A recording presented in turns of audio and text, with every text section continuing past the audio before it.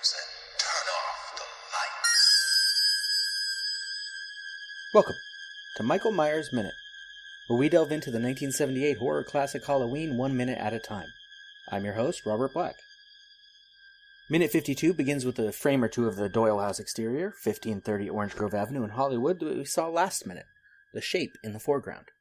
Then we're inside, 1533 Orange Grove. Before we get inside, though, we have a guest, Rick Ingham of Mad Max Minute. Welcome, Rick. Hi, Robert. Thank you for having me on. Now, do you want your guest questions now or later? Let's have them later. Ooh, like that. We'll buck the trend a little bit. Okay, then we start Interior Doyle House Night. Now, for listeners keeping up, or people who aren't, it's about 9:45 at night right now in the movie, because I think it's in this minute they mention that Thing from Another World is about to end. Tommy runs to answer the door and opens it, and I'll note here for listeners that have been paying attention, his hood/helmet is still on the couch, and here, if not before, we can see that he's wearing a jumpsuit, not two separate pieces, which matches the simplicity pattern 5299 that I obsessed over back at minute 41. Annie and Lindsay enter, Annie says hi, and Tommy does not seem surprised by her outfit at all. She's got no pants on, she's wearing a man's dress shirt with one button buttoned, and I get the impression this happens a lot. You imagine that Tommy sees neighbors coming across the street often like this? I think he might. I mean, Laurie babysits for both the Wallaces and the Doyles, so Annie probably does. Annie probably has accidents all the time. Or she just wanders around undressed. That would explain why she was so comfortable and so quick to raid the laundry room for something to put on. If she's constantly having these mishaps. Yeah. Well, she was right next to the hamper, but yeah, just, oh, I got butter on me, I'm gonna grab a shirt. That doesn't belong to me. And it makes sense. She's kind of forgetful and flighty, and so. You know, if only there was some sort of garment that she could have put on herself in order to protect her clothing from a cooking situation. Laurie might have the solution that we're looking for. Yes, Laurie has on an apron when we see her. As Annie goes in, and Laurie is in the kitchen. They're making a jack-o'-lantern. And I find it funny that Laurie is scooping out the innards of that pumpkin when Tommy was the one that was so gung-ho to carve the pumpkin initially, and now he's completely abandoned her to go watch television. Yeah. Like, Lindsay shows up, he's done. Typical. That's how kids are. You know, I want to make a jack-o'-lantern. Wait, it takes work?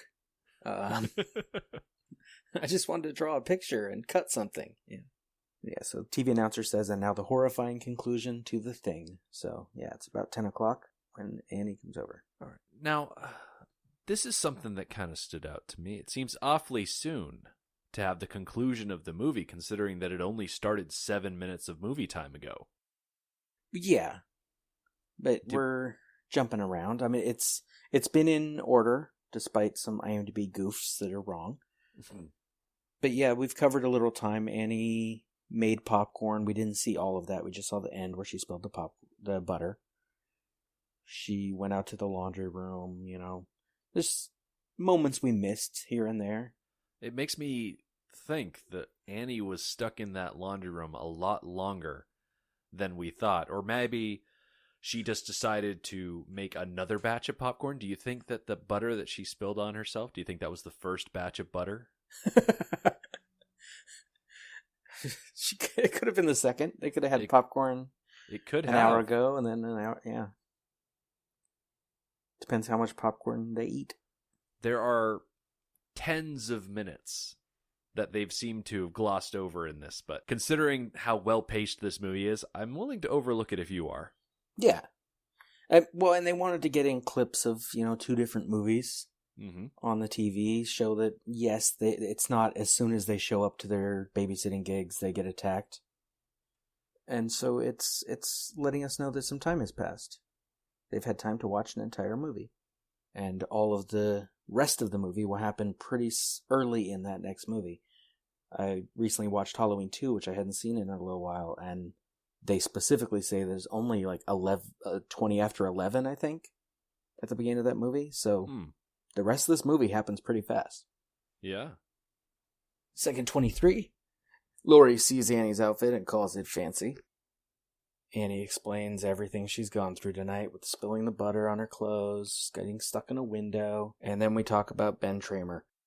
I find it remarkable that there are so many side characters mentioned in this movie that we just never see. Oh, yeah. Even this, it's like Ben Tramer's like the one we remember, but he went drinking beer with Mike Godfrey, she says. Like, it's a specific name, specific person that Ben is out with. We don't know that person. On the one hand, you could argue that it makes the world feel a little bit more lived in, a little bit more comfortable. Like, this is how friends speak. They use people's names in this way. Oh, yeah. But at the same time, you hear someone's full name like that, you expect them to play into a narrative a little bit like this. Yeah. I mean, Ben Tramer is important, but we don't see him, not until Halloween 2. Mike Godfrey never matters. Maybe he's the guy we see in Halloween 2, but they don't identify him. I almost feel bad for the person watching this movie trying to feverishly take notes to keep track of everybody.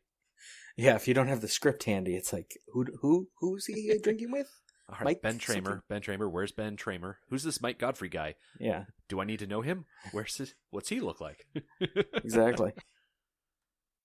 And now she says, drinking beer with Mike Godfrey, and he won't be back until late. You'll have to call him tomorrow. Now, this is a regular problem in this movie that they keep treating Halloween like it's Friday night, and like the weekend is coming, and they're going to have to call people and do all this stuff. In 1978, Halloween was a Tuesday. Oh, so we've got a bit of a Street Fighter situation. For you, the day that Michael Myers came to your village, it was the most important day of your life, but for him, it was a Tuesday. Yeah. They get around this problem. I know in the new Halloween, they specify that they have school the next day, and I'm like, good, someone paid attention this time. But in 1978, Halloween was Tuesday. They would have had school the next day, but they keep talking about the homecoming dance and learning cheers, and now they're gonna have to call people, and they don't have to call anyone. They're gonna see Ben Tramer at school. He goes to the same school they do. That's why she knows him. One thing's for sure, it's pretty gutsy of Ben and Mike to go out drinking on a school night. Yeah. Because if they're planning to party at all, it's going to make getting up in the morning rather tricky. Well, spoilers, it doesn't end well. Yeah, I don't imagine the Wednesday after this particular day is a regular one. No. And I've realized recently that they treat this town as I've complained that because they filmed in South Pasadena and Hollywood, there's too many curves. It doesn't feel like a rural town. Mm-hmm. But it isn't a rural town. It's a suburb of Chicago. It's actually not supposed to be that small. It's just they play it that way, and it's a weird thing that they play up even more in the sequels, where it feels like a small town when it's actually right outside Chicago and isn't that small a thing. But yeah, he's gonna party all night. Maybe get to school. Maybe they will have to call him because he'll miss school. He's gonna be hungover, so you're gonna have to call him in the afternoon when he wakes up. Well, I never knew this was a suburb of Chicago, so maybe they won't see him in school because he'll call in sick. And then he'll grab his friend, he'll sign his girlfriend out, and they'll go on a little bit of a joyride. Go into the city, spend some time, have some fun. Do a sort of day off situation.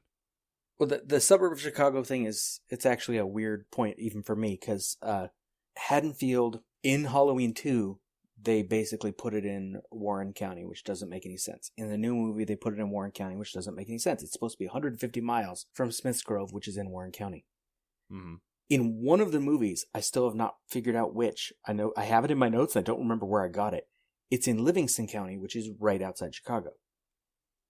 It's like it's not in the same county as the city of Chicago, but it's really close. I mean, I live in LA, so I think of things in the next county as suburbs because we're all connected. Right. So it's close. Or it's a little farther south. I don't know. In this movie, they don't specify other than it's 150 miles from Smiths Grove, which we know is in Warren County. Mm-hmm. The police costumes don't say Warren County in this one because they didn't spend the money for nice enough costumes that said things.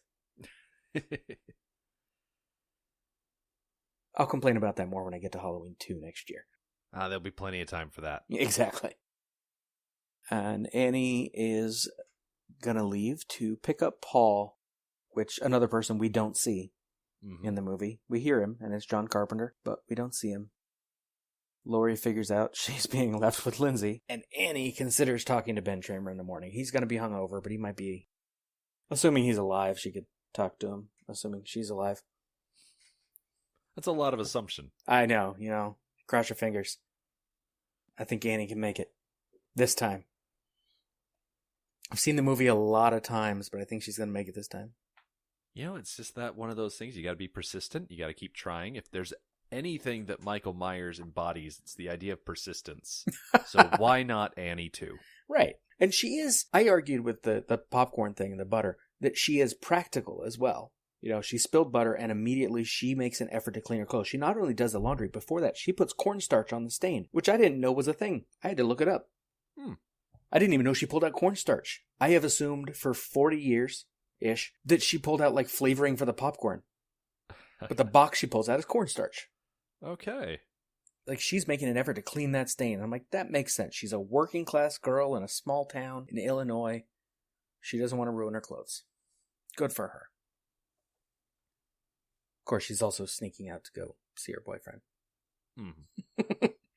Practical, but also a little sneaky. Yeah. It's the 70s. It makes sense. It was a different world back then. Not only is Annie going to sneak away to retrieve Paul, but the fact that she's using Lindsay as a bit of a bargaining chip. She's using a child as a trade good. Listen, you watch Lindsay, and I will do this favor for you tomorrow. And I got such a kick out of that. Oh, yeah. Now, if I was Lori, I'd say, okay, I will watch Lindsay. I also want a cut of your babysitting money because you don't babysit for free. No. If you're good at something, you never do it for free. That's why I've always been convinced that I'm not good at podcasting. But either way, I still appreciate that Annie has placed Lori in a situation where Annie wants to have a bit of responsibility lifted. And there's also the situation that is going to develop where... Oh, what's the third girl's name? She's not in this minute, which is why I don't remember her name. Linda and her boyfriend are coming over to the house anyway, so having Lindsay as far away from that house as possible would be advantageous. Oh, yeah. As Lori says, not in this minute, the Girl Scout strikes again. Yep. Well, the conversation with Annie and Lindsay last minute, especially in the novelization, suggests Lindsay knows boyfriends are coming over and sex is going to happen. I think she just sits and watches her scary movies and ignores everything else in the house as much as she can. So this is the ideal situation for Lindsay. Absolutely. I get to go hang out with another kid and watch the movie in peace. And I appreciate how Lori remembers that Ben was grounded, and Annie says he was. And I'm like, no, he still technically is. Yeah. And then she mentions old Jerko found a way to sneak out. And it's like, well, technically he doesn't have to leave at all. His parents aren't home. Well, right. He's not even sneaking out. Yeah. He's they could just leaving. Stay there. Instead of him having to go anywhere or him having to be brought somewhere by her, she could just go over to his house.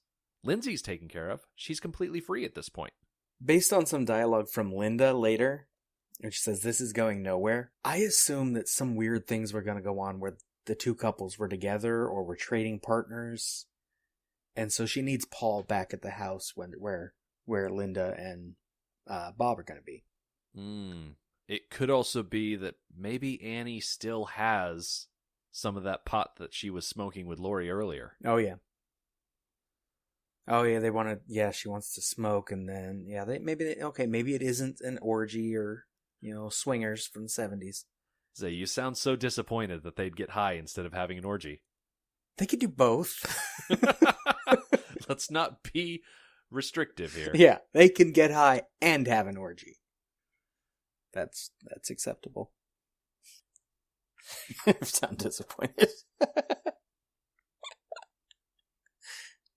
I love that she calls her boyfriend Old Jerko.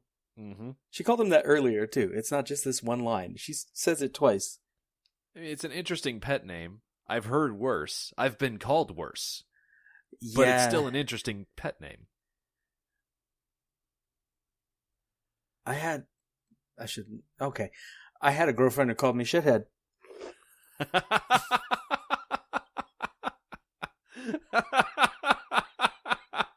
Oh, that is amazing. And it was supposed to be endearing. I'm like, no, I don't appreciate this nickname. Are you sure she wasn't pronouncing it wrong and she meant to say Shadid?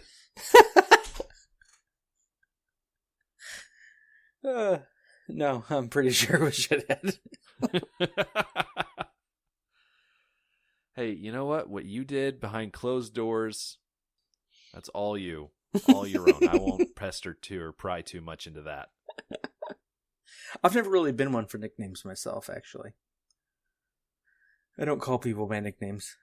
I've allowed myself to pick up a nickname. People at the place that I work at, some of them know me by the name of Houston because they always call me when they have a problem.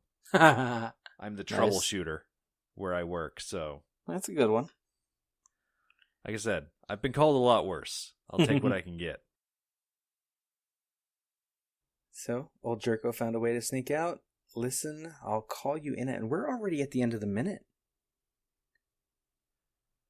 It's a quick little exchange that she has here. Yeah. It's really just Annie popping over to get rid of Lindsay as fast as she can. And Lori actually holds her up with all of this Ben Tramer talk. Right.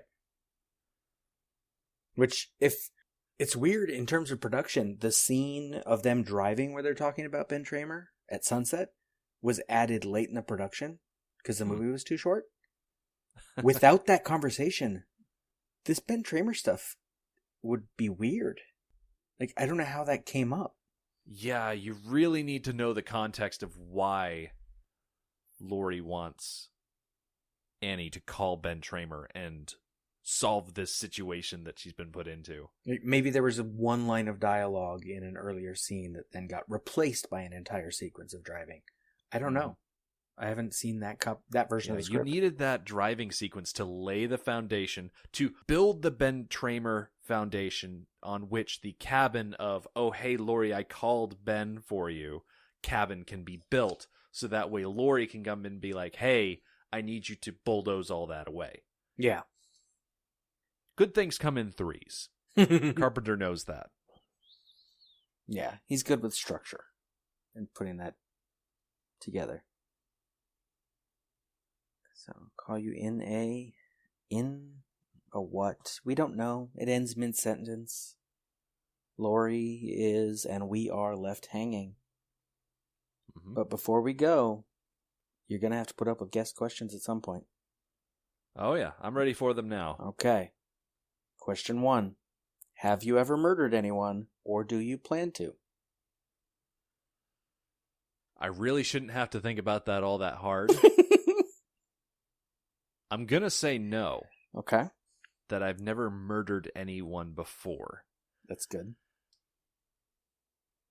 Now, I can't say that I haven't inadvertently set off a Rube Goldberg-style murder situation a la Final Destination. I don't know. I could have been I thought you had one in mind. And thrown out a piece of gum, and that piece of gum could have missed the waistband and stuck on the bottom of someone's shoe, and then 17 steps down the road, someone's head is getting lopped off by let's say the lifeless carcass of a goat. If we're going to get creative with it, let's get creative with it. Yeah, make it weird. I like it. I can't say I can't say that I could ever feasibly murder someone of my own premeditated volition, just because it just seems like a puzzle that is too complicated and time-consuming for me to solve. And I know that sounds like a terrible thing in or out of context, that the only thing that keeps me from murder is the amount of legwork involved. It's interesting that's how it was with Sean and Dave last week, too. Yeah. It's like you have to deal with the body. You got to worry about not getting caught. Now, that being said, if I've learned anything from listening to any number of murder mystery podcasts, true crime, things like that. Yeah. Apparently, if you're not discovered in the first 48 hours, you stand a really good chance of getting away with it. Especially if you can cover your tracks up by more or less making sure that fingers are pointed at someone else. Yeah. I guess I've always thought that if I got into a situation where, well, I don't know, maybe it was like a phone booth situation where I was told, oh, you have to murder someone in this time frame or something bad's going to happen. Be like, okay, well, find a drifter, that sort of thing. But even so, there are just so many variables that concern me. And that's the major roadblock as far as I'm concerned. Aside from the general morality of all life being precious or something like that. Right. Yeah, I don't think I could ever murder anyone per se. I think I could kill someone if it came down to it. Like if I had to. Oh, well, yeah, For killing sure. is different than murder. Oh, yeah. Big difference. But I mean, like, I could get things done if I needed to. Like if I found myself in a situation where it was me or someone else, right, I could probably do it. But the thing that I've been doing over the course of my life is I've been trying to actively practice empathy. I've been trying to reach outside myself just to prevent myself from being a sociopath. Trying to empathize with other people's human experience, see other people as fully realized individuals and not just stranger faces. Trying to be a good person in that regard. I feel like that would be a major barrier to any sort of murder activity that I'd want to do. But killing, that's a corner that I'd have to probably fight my way out of if I got backed into it, which that just might be my conservative upbringing. What can I say? I may have a liberal adulthood, but I had a very conservative upbringing. Same. So I think that's common for most people. Now, question 2 is broader. I'm just curious, what's your history with Halloween? I will admit, I had seen bits and pieces of Halloween, but the first time I ever sat down and purposely watched this movie from beginning to end was yesterday. Wow. So I have just the first one. I have been very well aware of the series. Okay. Over my lifetime, seeing different iterations come out. And I've always been aware of them and seen them and been familiar with the iconography and the zeitgeist information about them. But as far as sitting down and actually saying, okay, I am going to consume this media and I'm not going to just play it in the background. I'm going to pay attention like a good movie viewer. Yeah. First time was yesterday. And how was it?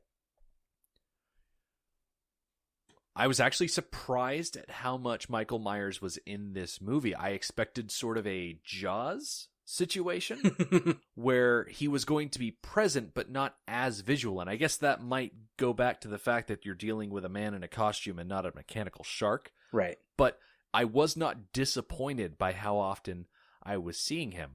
I think the only thing that really confused me is his lack of motivation. And I think, based on what I've heard of other movies in the series, that they go into great depths to explain his motivations in this first movie. Some would say to the detriment of the series. Yes, some would. But I think his mysterious motives, the reasons why he's stealing cars, going to Haddonfield, killing this specific group of teenagers, if anything, it just adds to the menace of the story, and I think that's absolutely fine. Nice. Yeah. If there was one thing that disappointed me the most, though, yeah, it's how ineffective Loomis is. That's part of the structure. He's really disappointing, and you know what? If Loomis was capable, this movie would have been over a lot sooner. Yes. And with a lot less killing, which, honestly, in a horror movie, who wants that? Right. No one wants that. He is more effective in, like, the fourth one. Mm-hmm. He's effective in the second one, but the plot purposely draws him away from the action for half the movie. He gets pulled away by a marshal who wants to remove him from the situation. Mm.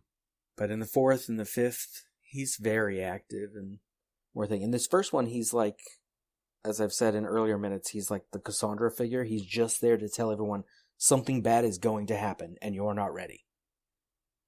That he also happens to be the one at the end who shoots Michael is, luck. The common theme of slasher films in general, though Halloween comes sort of before them, is that adults are essentially ineffective. You have to deal with stuff yourself. Which is fair.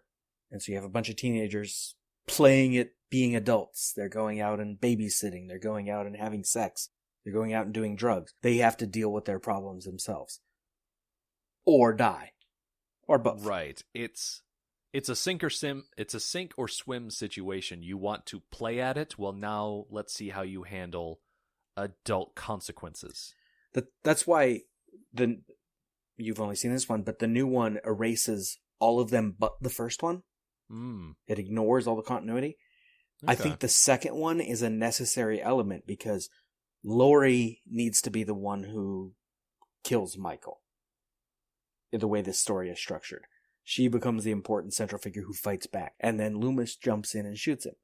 But at the end of the Halloween 2, she's the one who shoots him. The last time. She's the one who blinds him so that he's there when the room explodes. Now, speaking of Laurie doing the killing, there was a video that came out on YouTube very recently. Have you heard of film theory? I don't think so. So, on YouTube, there's a channel called Film Theory. It's run by this guy named Matt Pat. And he did a little video about how to kill Michael Myers. Okay. It's very on topic for this podcast. And considering your recording and release schedule, it should still be a bit topical. But I'll spoil it for people that don't want to sit through the video. Yeah. Matt Pat looks at Michael Myers and he says, okay, with how quickly Michael is able to bounce back from injury, he must have some sort of inhuman healing factor. Right. And he likened it to Wolverine, but nothing quite so fanciful. And he said the thing that you've got to do is get rid of the cells in Michael's body that allow him to heal, those stem-based cells that come from your bone marrow. And so he said, if you can lure Michael Myers to a hospital and put him in a radiation dosage room and turn up the dosage as high as it'll go, you can kill all of those stem cells in his bone marrow and then kill him with radiation. Huh. And hopefully you won't turn him into an Incredible Hulk. Yeah. In Hollywood, we're just going to get a super Michael Myers from that. Right. But I like that. We already had a super serial killer in the Jason X movie. Right. I don't think we need to take Halloween in that direction. Well, Jason gets, little nanobots or whatever he had, and Michael gets radiation. I like it. It's just different enough to work. Yeah, it's a method that I don't think I've ever seen executed before in a Hollywood horror movie. No. Although I will admit, I don't run out and see all the Hollywood horror movies. So it could have been used in the past. I'm not sure. Now, question 3. Who wore the white mask best? Iron Bar or Michael Myers?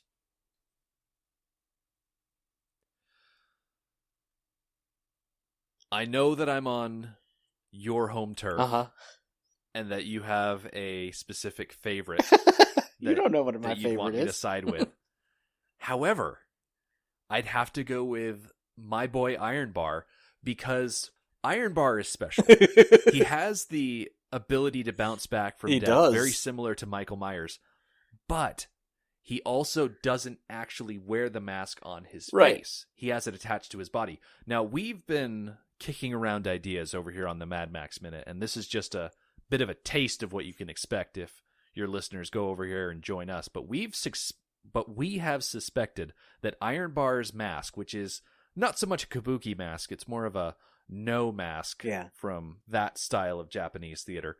But we have suspected that it is a cursed object from a Japanese god of the ocean, tricks, and storms and things like that, which is why Ironbar is able to survive explosions and drowning and falls and all of this other situation, that this mask is keeping him alive.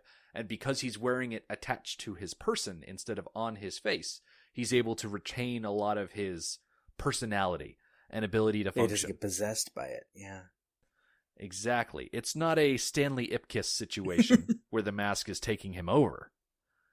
Neither is it a Michael Myers situation where the mask has erased his identity or has assumed or superseded his identity. He's still Ironbar, right, and he still has the benefit of the mask without having that mask completely erase who he is. So I'm going to have to go with the guy from my movie instead. I'm fine with that. I'm picturing now Michael Myers walking around with a mask sticking off the back of his shoulders up above his head, and that'd be kind of freaky. It would, because he is already so tall. Yeah. One of the reasons that Ironbar in Beyond Thunderdome works so well is because he is only 5'4". Right. He can have something extending up above his head, because he'll still be within that 6-foot range for doorways and vehicles and things like that.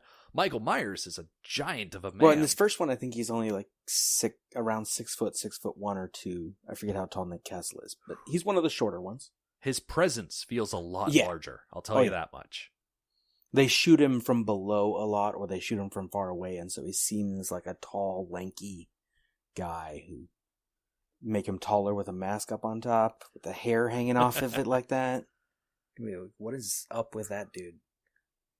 And as freaky as the painted Shatner mask is, having this 6'2" guy dressed in a jumpsuit with the very soft-featured no mask from Mad Max Beyond Thunderdome, it would just be so unsettling, because it would be shining in the darkness, a white face floating through the air, and then suddenly you realize, oh wait, there's also a psychopath underneath it. Although listeners are probably thinking right now of the Michael Myers mask from Halloween 4, and a lot of people don't like it because it has less feature to it. Mm-hmm. But yeah, I like that sort of thing. I know what's called Return to Horror High. Maybe you haven't seen it. It's a horror film from the 80s. The killer has a mask like that barely has any features at all. It's just white. And it's freaky when you see it in a dark space. Mm-hmm. Up close, not as scary, because it has no personality. But when you see it in the dark, that's scary. So yeah, I see Ironbar coming at me in the dark. I'm going to run. One thing's for sure, you'd hear him a lot sooner than you'd see him, because Ironbar is a screamer. Whereas Michael Myers will walk after you in a silent manner, breathing heavily, I will grant you that. But if Ironbar's coming after you, he's got that primal scream to him. He'll rush you. And he'll try and take you out as fast as possible. Any other notes from minute 52? I just want to say that Annie might be my favorite of the three teenagers, and I'm very sad to know what happens. I think it's very unfortunate. It's kind of weird slowing the movie down. I like Linda more than I ever did before. Yeah? And I haven't figured out why yet. She seems more wholesome, despite the fact she's the one we see have sex. There's just something very nice about her. Yeah. When I slow it down minute by minute and separate out the scenes. So I just love how much time we get to spend with Annie and how many different facets of her personality we get to see. Yeah. We see her dealing with being a babysitter, dealing with Lori, dealing with Paul, dealing with being stuck in a window. And next minute, or next couple minutes, we're going to see how she deals with, well, spoilers, dying. Mm-hmm. Otherwise, that is all for minute 52. Rick, how may the listeners stalk you? Well, if any listeners are looking to stalk me, good luck, because I'm out in the wasteland of the Mad Max apocalypse, where you can go to madmaxminute.com. We are breaking down the Mad Max movies 1 minute at a time, as the name would imply. We have gone through the original from 1979. We've gone through Road Warrior. We've more or less pushed our way through most of Beyond Thunderdome, and in 2019 we're going to be talking about Fury Road. So you can find us on our website there. We're also on Twitter by searching @MadMaxMinute. We're on Facebook. You can search the same thing, and you'll be able to find our listener page, which is Mad Max Minute Beyond Microphone. And Michael Myers Minute is a production of Lemming Drop Studio. You can find more content at lemmingdrops.com. You can stalk me on Twitter and Facebook at Myers Minute or Instagram Michael Myers Minute. Or join our Facebook listeners group 45 Lambkin Lane. Don't forget to subscribe. Leave a nice review if you like what you hear. And if you really like what you hear, or you think you could still use some monetary support to make the microphones better, you can help me out by joining the Thorn Cult and donating through Patreon at patreon.com/MyersMinute. Until next time. See you later. Bye. Bye. You know, it's Halloween. I guess everyone's entitled to one good scare, huh?